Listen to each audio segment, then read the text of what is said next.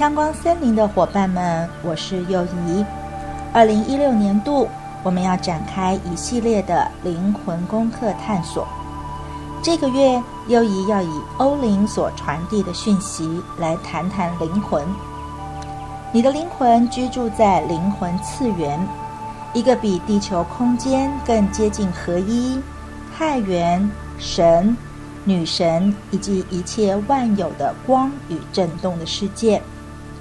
你的灵魂融入灵性，灵性是遍及一切并给予灵魂生命的意识，就好像灵魂遍及你的一切与你的生命一般。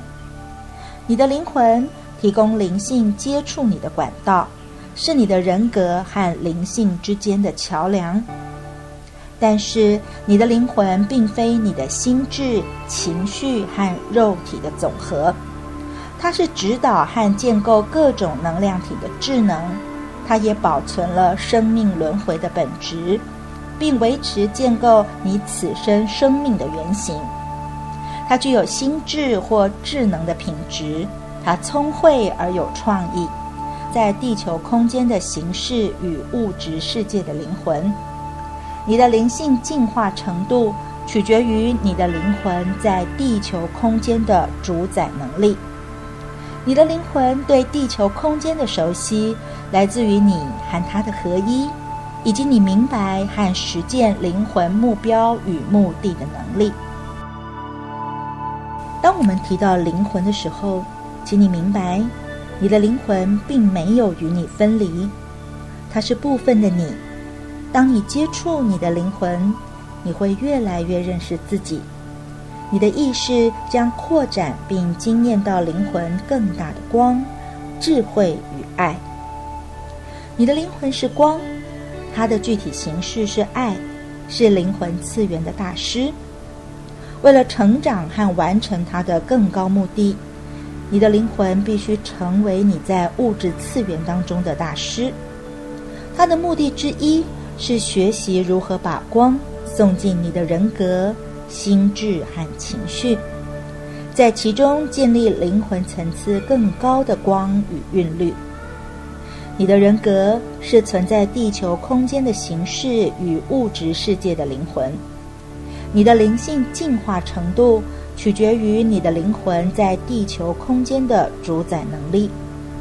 你的灵魂对地球空间的熟悉，来自于你和它的合一，以及你明白和实践灵魂目标与目的的能力。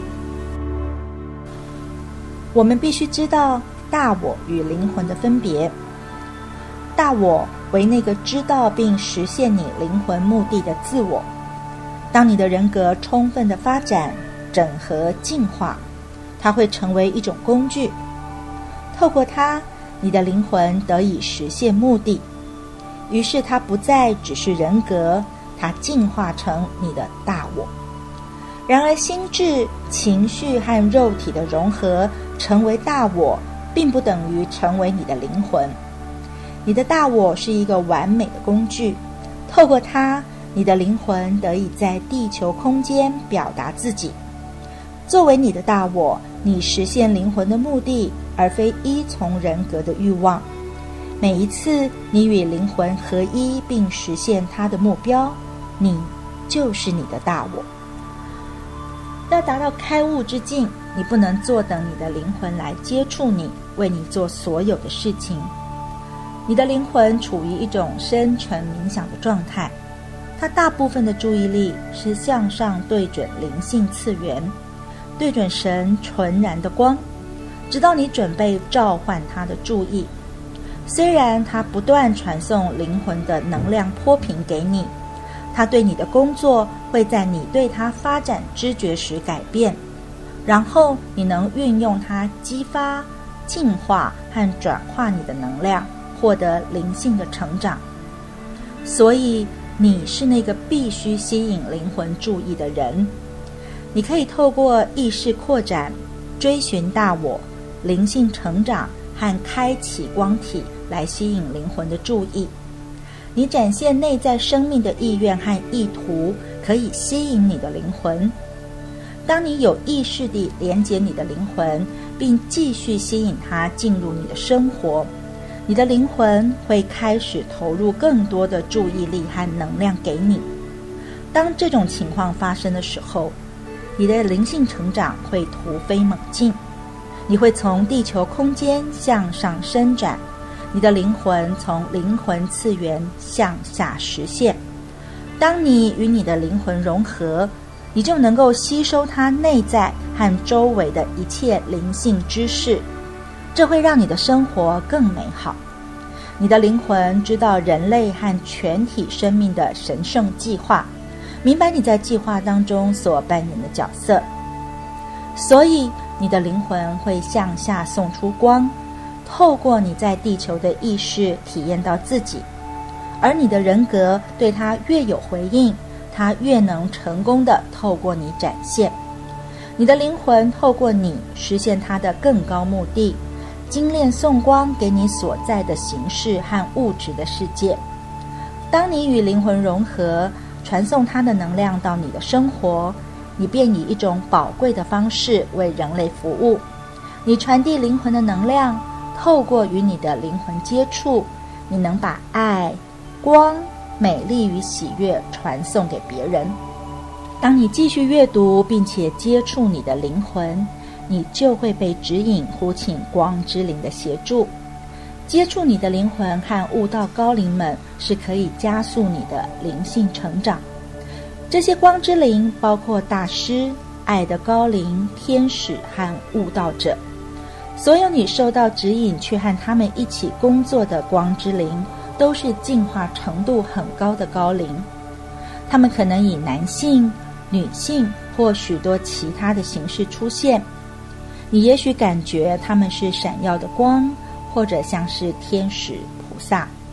他们可能以你所知道的特定人物或脸孔出现，而他们是以真挚完美的存在，不再需要以地球的肉身轮回。光之灵可以生活在灵魂的世界，因为物质世界已经没有吸引他们的事。他们的目的之一就是服务人类的进化。他们不要你虔诚信仰，相反的，他们希望你用爱和服务来协助他们。光之灵只为光明和善意的力量工作，他们也为人类提供保护的能量场。我们可以在不同的时间呼请光之灵的帮助，例如我们在呼请灵魂、与灵魂融合以及开启心轮的时候。其实就算你不呼请光之灵的帮忙，但是你愿意和光之灵们一起工作，会让你的觉醒之路更轻松，也更充满喜悦。当你阅读并且向灵魂的爱与智慧开放的时候，你会发生许多美妙的变化。你也会种下了也许在几个礼拜或几个月之后才会成长、扩展和开花结果的种子。有些也许会立刻萌芽，而其他则会随着时间展现芬芳。这是在我们这个月里面要带给你的灵魂讯息，而在未来这2016年里面，香光森林也会传递更多我们与灵魂、与功课、与光、与爱相关的重要讯息带给大家。祝福你。